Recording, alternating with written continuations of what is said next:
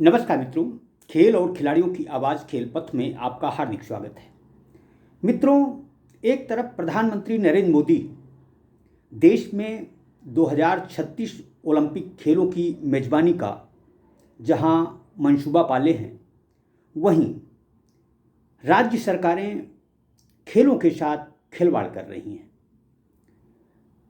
किसी भी राज्य में शारीरिक शिक्षकों, खेल प्रशिक्षकों की स्थिति ताली पीटने वाली नहीं है। बिहार में तो खेलों की स्थिति बहुत ही खराब है। इसकी मुख्य वजह है शारीरिक शिक्षकों तथा स्वास्थ्य अनुदेशकों को मजदूर से भी कम मजदूरी मिलना है।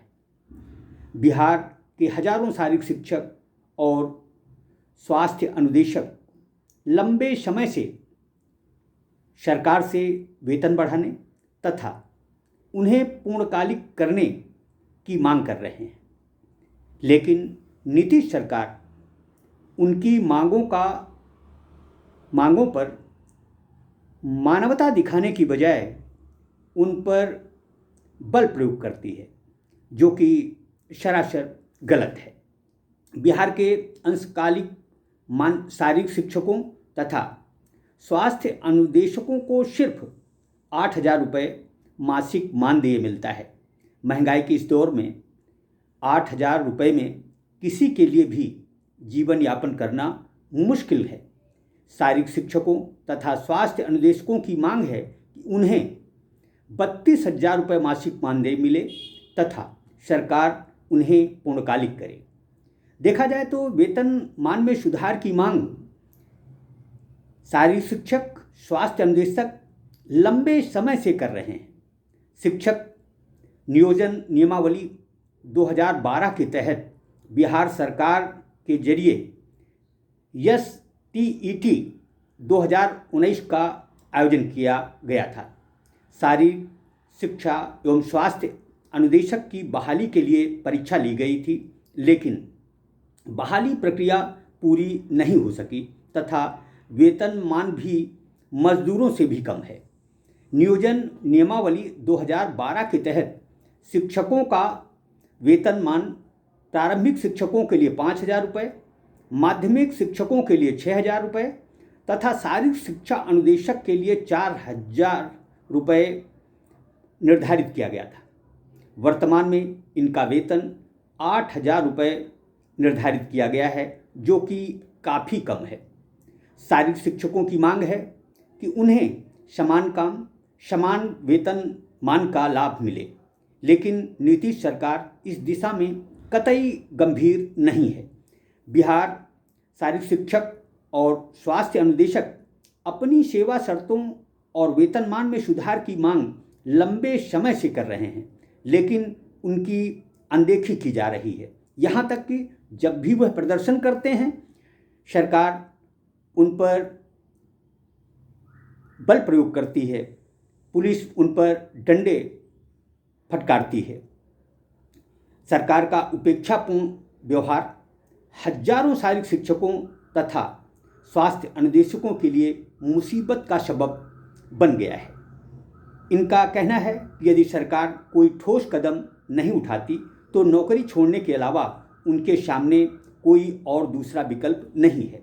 दरअसल बिहार के शारीरिक शिक्षक, स्वास्थ्य अनुदेशक जो मांग सरकार से कर रहे हैं, उसे बिल्कुल गंभीरता से ध्यान देना चाहिए। सरकार को न केवल खेल गुरुओं की आर्थिक स्थिति का पुनः मूल्यांकन करना चाहिए, बल्कि महंगाई के इस दौर में उनके वेतनमान में आशातीत बढ़ोतरी नितांत आवश्यक है। शारीरिक शिक्षकों का कहना है कि यदि सरकार उन्हें पूर्णकालिक कर दे, नियमित कर दे, तो उनकी सारी समस्याएं स्वतः ही समाप्त हो जाती हैं। देखा जाए तो एक तरफ नियमित शारीरिक शिक्षकों को जहां 40,000 रुपये से अधिक मिलता है, वहीं अंशकालिक शारीरिक शिक्षकों, स्वास्थ्य अनुदेशकों को उससे 5 गुना कम वेतन मिल रहा है। इसकी वजह से इन खेल गुरुओं का जीवन यापन मुश्किल हो गया है। यह आखिर अपनी फरियाद किससे कहें, किससे अपना दुखड़ा रोएं, यह नीतीश सरकार को समझना चाहिए। दरअसल बिहार में भाजपा और जदयू के मेलजोल से सरकार चल रही है। एक तरफ भारतीय जनता पार्टी जहां केंद्र में खेलों की अलख जगा रही है तथा 2036 ओलंपिक मेजबानी का सपना देख रही है, वहीं दूसरी तरफ उसकी ही यानी भाजपा शासित राज्यों में ही शारीरिक शिक्षकों, खेल प्रशिक्षकों की स्थिति बद से बदतर है। प्रधानमंत्री नरेंद्र मोदी जी से खेलपत की यही गुहार है कि यदि वह वाकई में देश में 2036 के ओलंपिक आयोजन का मंसूबा पाले हैं तो उन्हें सबसे पहले राज्य सरकारों में को यह निर्देश देने चाहिए कि जो भी शारीरिक शिक्षक, खेल प्रशिक्षक तथा स्वास्थ्य अनुदेशक हैं, उनके वेतनमान में आशातीत बढ़ोतरी की जाए तथा जो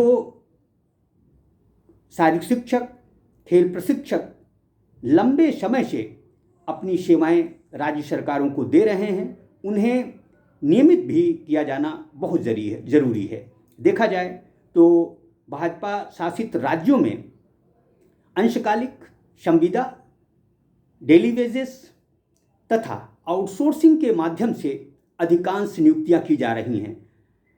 ऐसे नियुक्तियों में जहां लोगों को बहुत कम वेतन मिल रहा है, वहीं उनके सामने जीवन यापन करना मुश्किल हो गया है।